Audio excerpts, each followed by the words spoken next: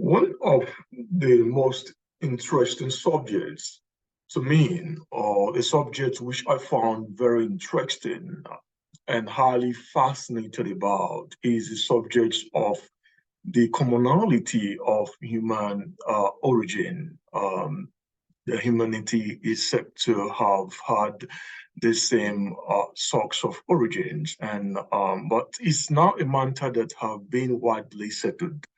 But prior to this modern era, some scholars and some school of thought actually assumed that there were different races of people, and which have actually led to a lot of discriminations all around the world. And today it has not been fully get rid of, is still very much in the consciousness of so many people all across the world, even in the institutions.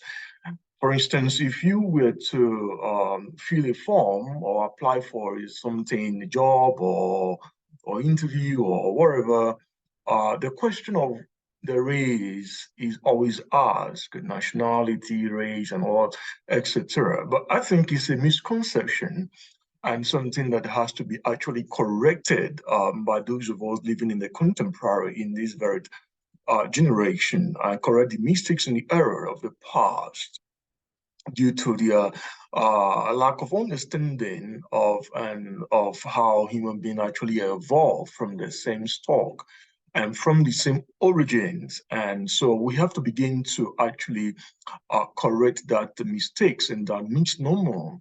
And instead of us to continue the legacies and continue to cement those ideologies and those false ideologies that have actually been embedded into our psyches, into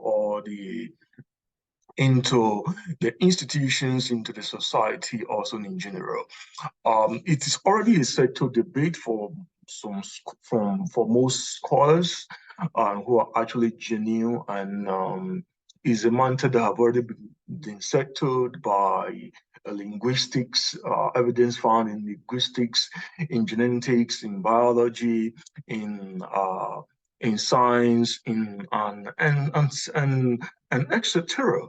Okay, so there are lots of empirical evidence of the one race theory. Actually, I have my own personal theory called the one race theory, but I'm not the originator of this theory. I'm building on this theory. The theory has already been coined and propounded.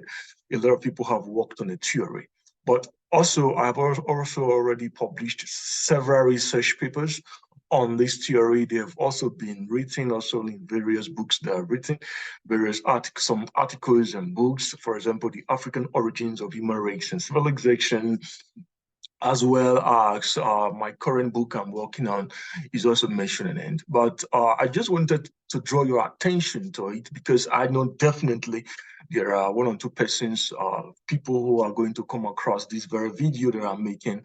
So when I come online and make my video, my content to inform the public, I do not take it lightly because I know that people is going to listen to it, and also to share my personal information, vital information that consider to be vital, relevant to the member of the public. So that is why I am bringing this content today, just titled "The Empirical Evidence of the One Race Theory." So there is no such things as having different races of people.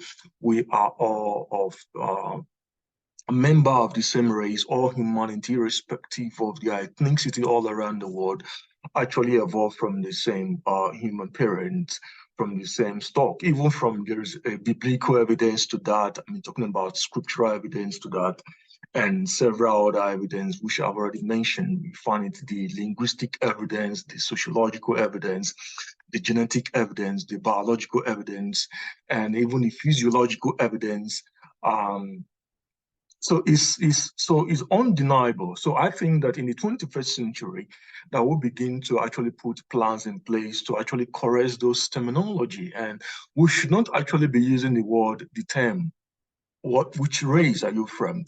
For example, if you are applying for whatever thing that you want to apply for, whether it be in job, be in applications, to study, be whatever, any conversation, the question of what is your race is actually a wrong interrogation, it's a wrong question.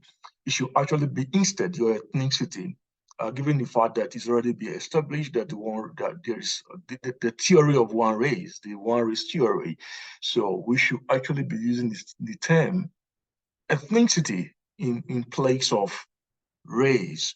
For example, if you look at the animal kingdom, you find that, for example, is a given species of animals, say for example, cattle, you find different skin color, different skin tone among the same species of animal.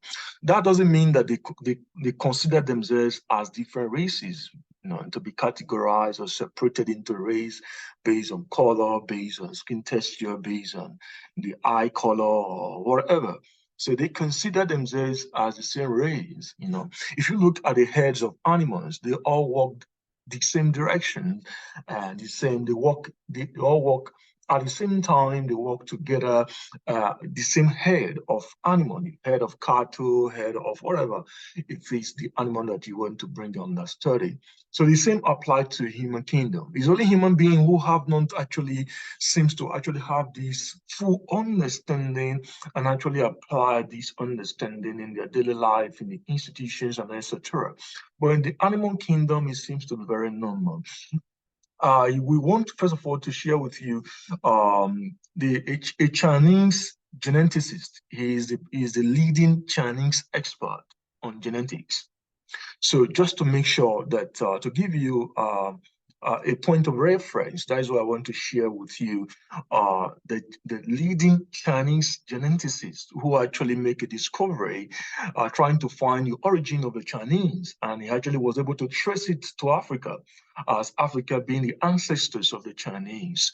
This is not my personal information.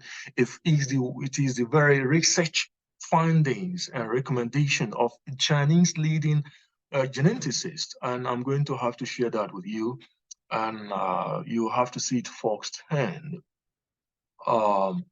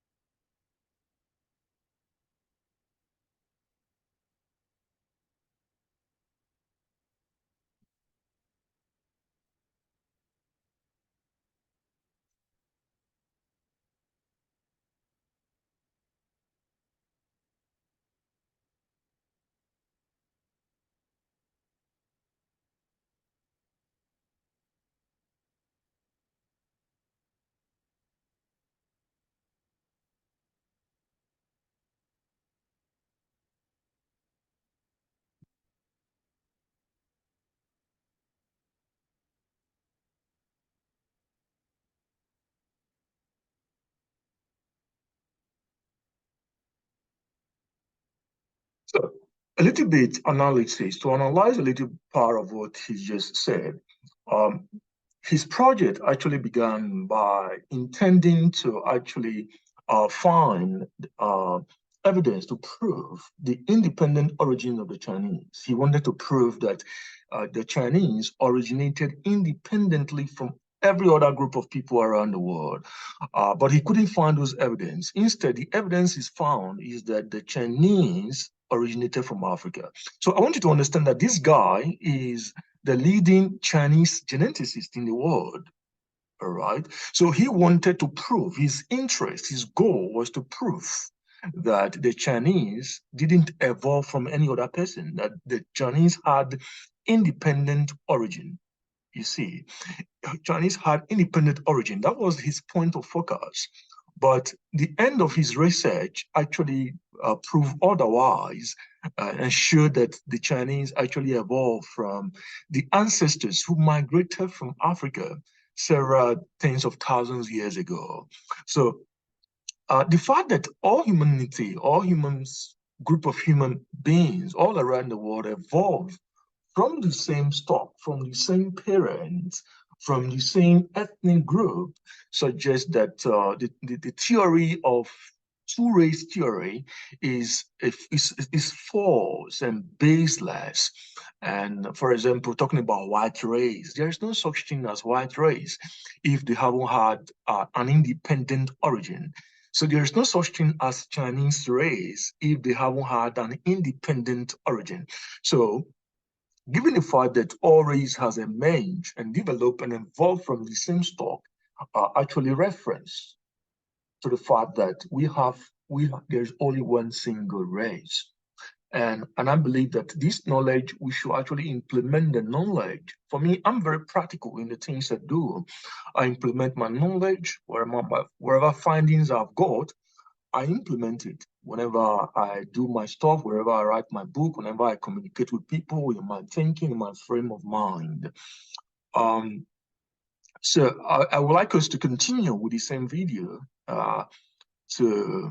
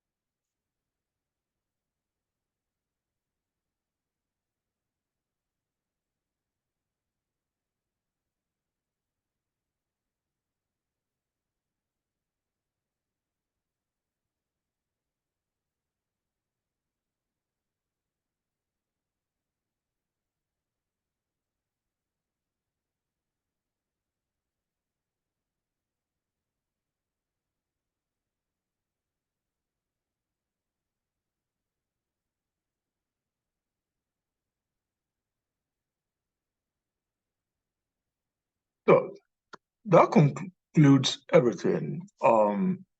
You can actually find a pattern. It's very easy. There are through observation, you can actually note this commonality.